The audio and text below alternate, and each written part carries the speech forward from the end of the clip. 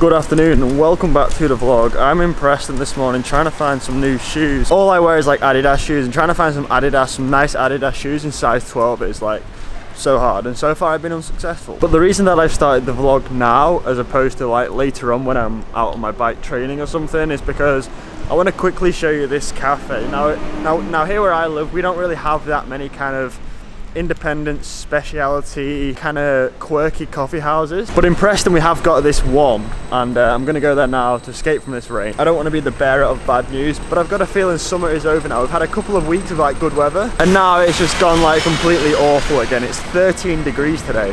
I borderline need a coat. It was her, Jenny. They were curved, dudes planning. She getting married, cause her curves are so bendy. Forget feeling she got offended, but it's a facade, don't tell me. It's 11 p.m. on a Wednesday. He hit her up, she wants to go out, but it depends on what her friends say. Confused if it really worth it. Shawty been feeling so nervous, but hiding it well on the surface. She just likes to take her time and hesitate. And it's still raining. Cool little place. It's such a shame because just around the corner there is a Costa coffee, and the Costa is literally full to the brim. There's like no seats available, but in that cafe there was only like 2 other people in whilst I was there. The place was empty. Yeah, I don't know, it just seems like such a shame. The coffee there is 10 times as nice as what you'd ever get at Costa, but it just seems that everyone goes to Costa because it's a known brand. And I know I get coffee from Costa quite often, but that's literally when there is no other decent option available.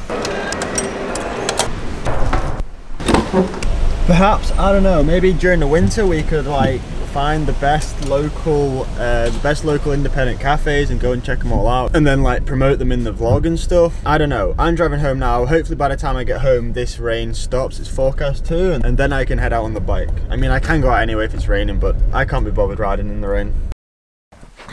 I've just got back home now and I've just checked the updated weather for the rest of the day, and it just looks like it's gonna be grim. So I thought I would do a ride today on Zwift. I didn't want to just do a ride like for the sake of it, so I went onto the Zwift mobile link, and then you can actually find events. So that might be a race or a group ride. Now I've never done this before. I've never done I've never raced on Zwift before, and I've never done like an official group ride. So I was scrolling through and I found one here for 5:05 p.m. So I clicked on that. Now apparently this is a fast ride between 35 and 40 kilometers an hour around the London course. It's a 38-kilometer distance ride. Now you know it's going to be fast when the description says no waiting for slow riders.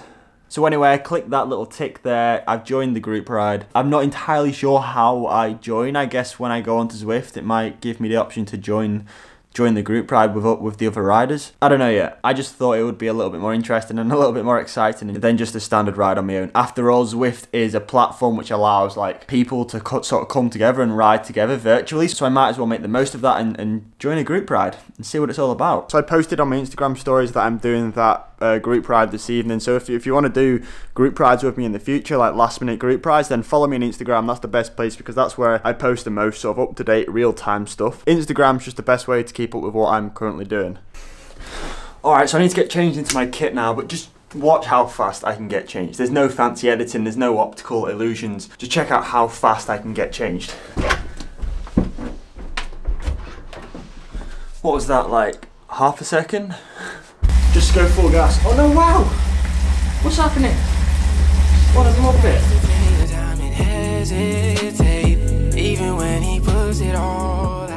Alright, if we're going to do a sprint lap, I might not be able to... Oh, 1 kilometre, okay. And what I mean by moral support is a thumbs up on this live stream, okay? We're just going to cruise in the wheels for a little bit. 3 kilometres is a long... Well, get back here. Get back. Don't do that ever again. Let's go, champ. Did you hit it? Shall I do him? Shall I? Come on. Let's go. Let's go.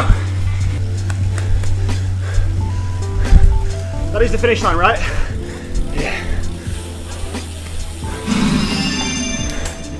Let's go. The race isn't finished. Really? Thanks for watching the stream. Remember, if you haven't already, please drop a thumbs up. If we get 200 on this video, then we will do some Zwift racing. Alright, live stream done and dusted. It was It was really good actually, we had some fun. There ended up being a sprint at the end of the group ride and I went a lap early and thought I won it, but there was still one more lap to go. Complete rookie error, but yeah, we had fun, I enjoyed it. I'm just heading down to our local Italian now. They do takeaways, which isn't so bad. I'm gonna have a spaghetti carbonara. It's a good way to round off this weekend.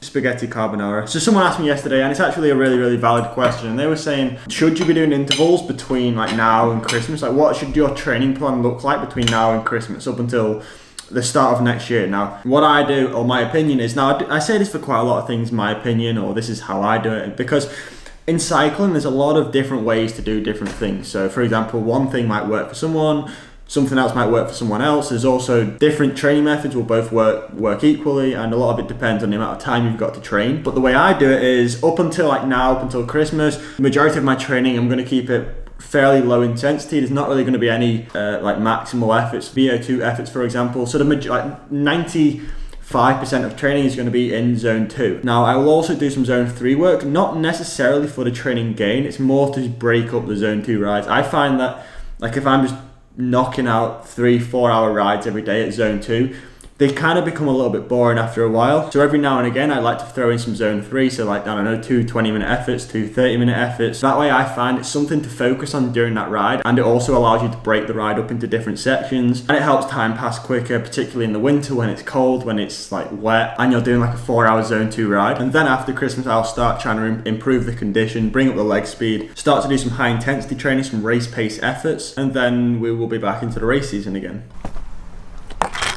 I wonder if dogs ever get bored of eating the same thing every single day. Because I would. She's tired of trying to keep this act going when it's too big.